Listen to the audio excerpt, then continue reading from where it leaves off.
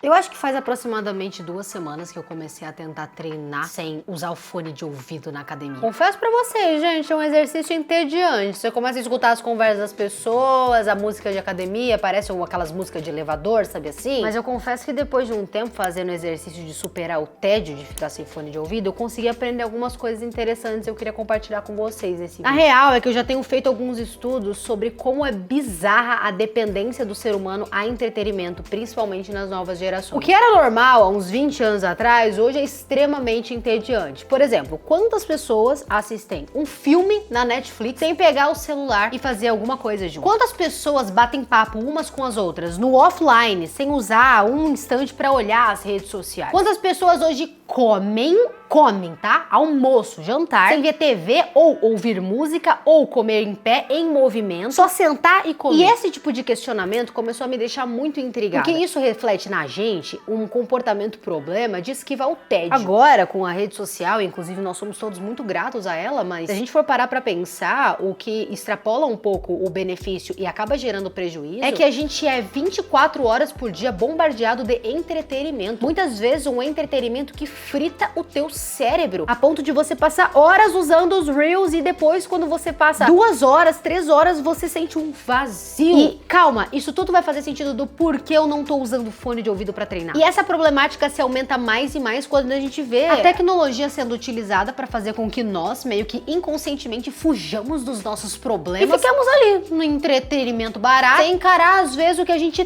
tem que encarar. E se essa discussão tá um pouco subjetiva pra você, eu vou trazer um pouco da história do Yuri, meu namorado. Eu sempre fui uma pessoa um pouco mais individual. Por ser filha única, eu tenho uma capacidade de me sentir bem sozinha muito grande. Em contrapartida, o Yuri foi criado em família grande. Ele tem mais 2 irmãos e sempre a casa dele tava cheia de gente. Minha família é pequena. Eu tive que aprender a lidar com a solidão desde pequeno. Mas ele não. Ele tava acostumado a uma casa cheia de família, a galera conversando, dando risada. Isso meio que formou o comportamento dele. Hoje a gente já não mora mais com os nossos familiares. A gente trabalha e cada um mora na sua casa, pelo menos por enquanto. E o fato é que o Yuri começou a se sentir muito incomodado inconscientemente com a solidão que ele estava exposto. Ele nunca aprendeu a ficar sozinho. Isso era um buraco da personalidade dele, nunca foi resolvido. E a forma que o Yuri encontrou para solucionar esse problema de uma certa forma foi esquivando desse problema através de podcasts. E eu comecei a perceber que isso era um problema quando ele não conseguia lavar a louça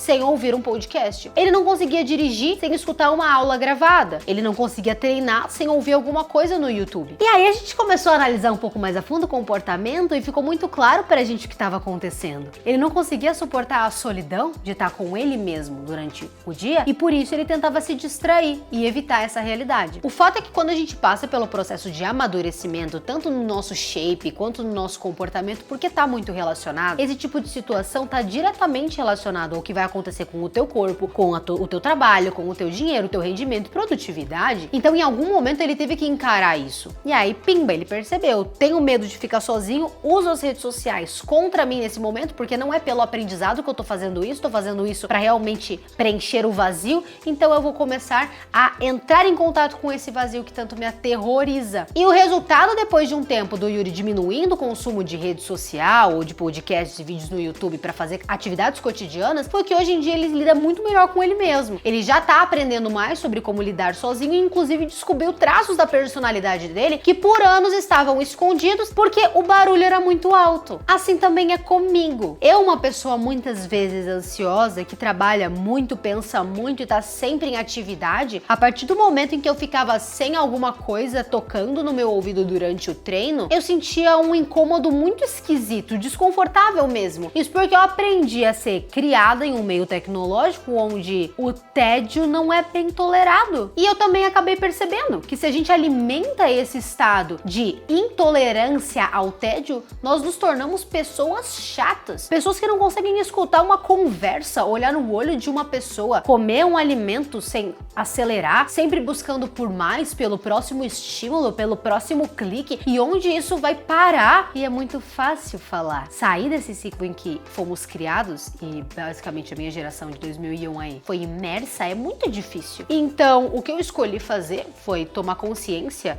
de que as redes sociais são ótimas, porém somente quando usadas com moderação e cautela, e eu comecei a dar uma freada nesse consumo insano que somos incentivados diariamente. E aqui eu vou trazer algumas estratégias que eu tive ao longo dessa jornada. Baixar aplicativo para controle de uso no celular. Você sabia que tem? No iPhone você consegue regular no próprio tempo de uso do celular, vem automático ali no ajustes. Tem também o aplicativo Opal, ele ajuda muito a diminuir o teu tempo de tela e mostra quantos anos de vida você às vezes acaba perdendo no celular sem se dar conta. Isso foi uma medida que eu fiz e que me ajudou muito. Antes eu usava o celular, sei lá, 8 horas por dia, com desculpa de que era pra trabalhar, mas não era. E hoje em dia eu tenho usado 5 horas e meia, tem diminuído e eu tô muito feliz já com essa redução. Outro ponto que eu tenho feito muito é esse de treinar sem o fone de ouvido, e uma coisa que eu percebi depois que eu superei o tédio, porque no começo você acha que você vai treinar mais fraco porque você está sem música. Isso é uma crença limitante, então você precisa se entreter pra fazer. Não, calma, se coloca nesse desconforto, porque aí eu comecei a perceber exatamente o ponto em que a minha respiração ficava ofegante, que eu não conseguia escutar por causa do cancelamento de ruído. Aí eu tô lá na repetição 9 e eu começo a ficar ofegante, putz, só na 9 eu posso subir um pouco mais o peso. Eu consegui progredir carga quando eu diminuí a exposição de música. E outra coisa que eu faço muito também é parar de ouvir música no carro e começar a apreciar, gente, apreciar a paisagem, olhar ali pras árvores, cara, olhar ali um pouco pro céu, deixa a tua cabeça vagar. O ócio criativo nos traz ideias brilhantes, é por isso que muitas pessoas têm ideias sensacionais durante o banho ou quando estão de férias, elas têm boas ideias sobre o trabalho delas. Cara, você pode ter ócio criativo ao longo da tua rotina, contanto que diminua a exposição aos estímulos desenfreados. E uma coisa que eu quero que vocês entendam é que, da mesma forma que a diferença entre o remédio e o veneno é a dose, na alimentação e na medicação, isso aqui é a mesma coisa.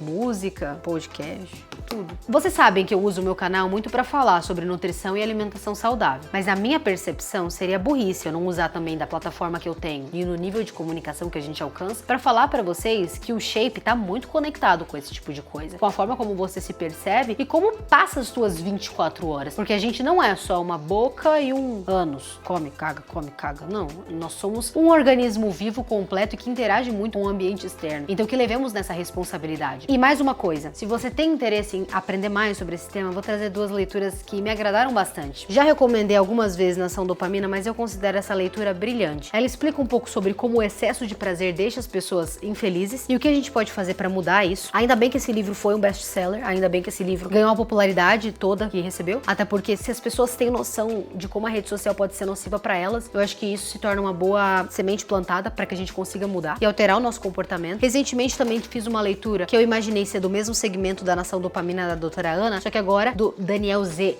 Lieberman. Ai, gostei desse sobrenome. Dopamina, a molécula do desejo. Aqui ele explica como a dopamina não é a molécula do prazer, como a gente pensa que é. E explica um pouco mais sobre o comportamento humano referente a drogas, abuso de álcool, abuso de substâncias, excesso alimentar, como a dopamina impulsiona o amor, sexo, criatividade, controla quem somos, o que sentimos e o que fazemos. Outra leitura bacana. E se você tiver num momento um pouco mais sensível, se você tiver em momentos de crise de ansiedade, porque isso é um efeito colateral do abuso de redes sociais e abuso de estímulos rápidos. A pessoa fica mais ansiosa, a pessoa se sente vazia, por mais que o dia dela esteja cheio. Se você tá com uma angústia muito grande e talvez ache que isso tem algo a ver com tudo isso que a gente falou aqui, eu vou te trazer um livro mais de boa pra você ler, mas que é uma leitura gostosa pra curar a tua ressaca literária e também pra te trazer filosofias de vida, coisas que você só vê quando desacelera. Eu li esse livro, eu acho que faz uns 2 ou 3 anos. Eu lia tipo 10 páginas